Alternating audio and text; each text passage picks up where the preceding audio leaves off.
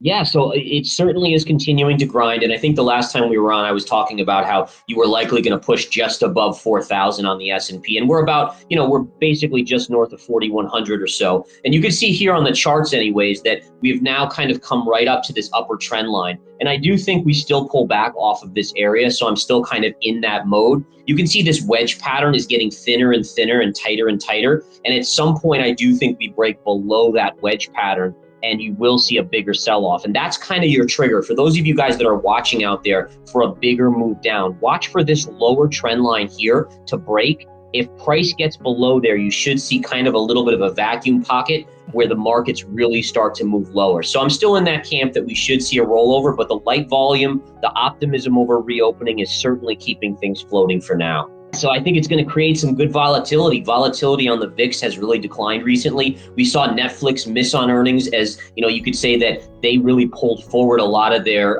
subscribers because of the pandemic and people being locked at home. I'm really curious next week to start looking at the Apples, the Amazons, the Googles. Those are the ones that are going to drive the market overall. And I think we have to also just keep an eye on interest rates. I mean, no one's talking about interest rates anymore. They've retraced from 1.75% on the 10-year to about 1.58. I think there could still be a little bit more downside, but you're getting in a realm where you're consolidating for, in my opinion, the next push to 2%. And that would also put pressure on the market.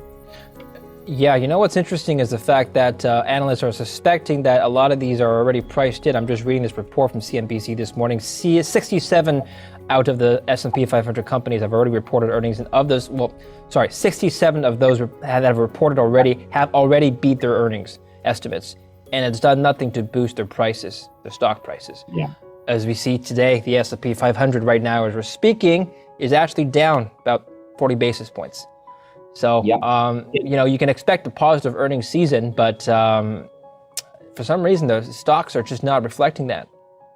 Yeah, and that really comes down to the fact that stocks have rallied so much. So you had these stocks during the pandemic or during the height of the pandemic 6 months ago or so, where their earnings were just, no one thought they were going to be any good. Oh, this pandemic's just crushing. So they had very low bars of expectation. But now you've got this big reopening, and you can talk to anyone, and everyone out there saying, oh, this is going to be such an epic reopening, and the stock prices have already gone up to reflect that. So now, even with these beats, people are saying, well, we kind of knew that was going to happen, so there's no reason to buy. In fact, maybe a little profit taking in store.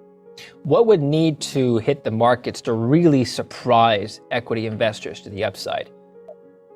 Oh man, that's to the upside. That's a tricky one because everyone's assuming everything's going to be, roses at this point. I mean, I would think that if inflation numbers would stay kind of under expectations or at expectations, I think that's the big kicker right now, where with all this money being thrown at the market from the Fed and the government, people are now assuming you're going to have this big pop in inflation. If we can see those numbers really be transitory, meaning that we get a little pop and then it kind of backs off, that would be really positive for equities, I think. That's the one possibility. I don't think that's going to happen, but I've been wrong before, and I'll be wrong again at some point.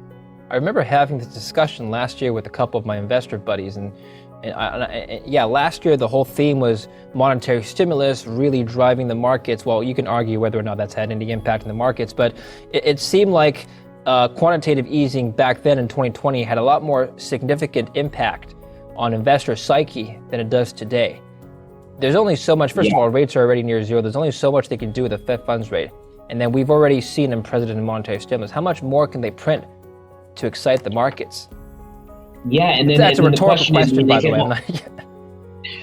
I mean, they can always print more, right? But the question is, it's diminishing returns. So, at some point, the market gets used to 100 billion a month or 120 billion a month. And if they go to 150, the question is, do the negatives outweigh the positives? I mean, does that extra amount cause a bigger reaction in the inflation side of things versus the stimulus that it gives? And that's my big concern, is that, you're essentially getting the market used to these drugs, which are the printing of money and pushing money into the system. And the market always wants more and bigger and bigger.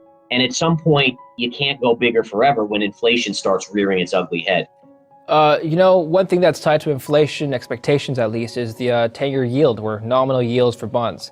And actually, I'm looking at the 10-year yield. It's come down from its highs a couple of weeks ago. People were expecting it to normalize. Is this what we're seeing right now? Is this, well, normalized is a subjective word. Historically speaking, it's still low. Normalized from a couple of months ago because we had that huge spike upwards. Where do you see yields headed, Gareth? So I do still see yields heading higher. And I think you have to think of it in the technical terms. When you have a move in a stock where a stock is trading at $1 and it runs up to $1.75, so you had yields basically at 1% hovering, and then you had this epic move to 1.75, you naturally are going to get this check back where you kind of consolidate, you pull back, you create a bull flag essentially. And it seems like that's exactly what's going on. So until something were to change about that, I'm in expectations of a move up above 2%. I don't know how much above 2% before the Fed tries to lock it down, but I do think we still have that. And if you look at the chart, it's creating that beautiful bull flag that, I trade often on the long side. And that could be a bearish case for equities, right? Absolutely, yeah. I mean, especially for technology, the high risk, high growth names where their valuations are pulling forward, 10 years or 5 years or 3 years, that would be a very big negative for tech especially. Value might survive and do okay though. Let's talk about equity markets abroad, in particular the Shanghai Composite. You've prepared a chart for us, Gareth, and you have an interesting story to tell. Let's hear it. Yeah, so on the Shanghai index or composite, I'm really looking at it a mirror image of Bitcoin prior to its major move to the upside. So I'll even zoom in on this to get us a little clearer move. So this is the Bitcoin monthly chart prior to the breakout. And you can clearly see here was your 2017 high, your subsequent highs afterwards here and here. So 1, 2, and 3. And then we all know what happened with Bitcoin, where it just took off to the races here and just had this monstrous move to the upside all the way above 60,000. And basically, if you look at the 20,000 high, you went 3 times higher than that high. And if you look at this chart, that same pattern, that exact same pattern is occurring on the Shanghai composite. So if we go to the Shanghai composite, look at the exact complementary chart setup here.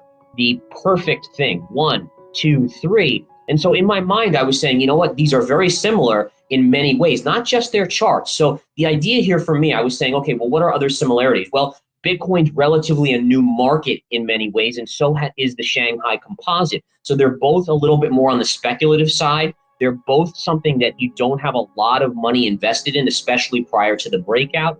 And the idea here is that you could be seeing the exact same chart setup in the Shanghai as you did in Bitcoin. And that could result in this epic move to the upside where the Shanghai index literally triples the high pivot, just like Bitcoin at 6,400. So you could be talking about, 18 to 20,000 easily on the Shanghai. Now, granted, this is a longer term call. This is a macro call. So we're talking about maybe a move over the next 2 to 3 years. But I do think this is something you want to keep an eye on.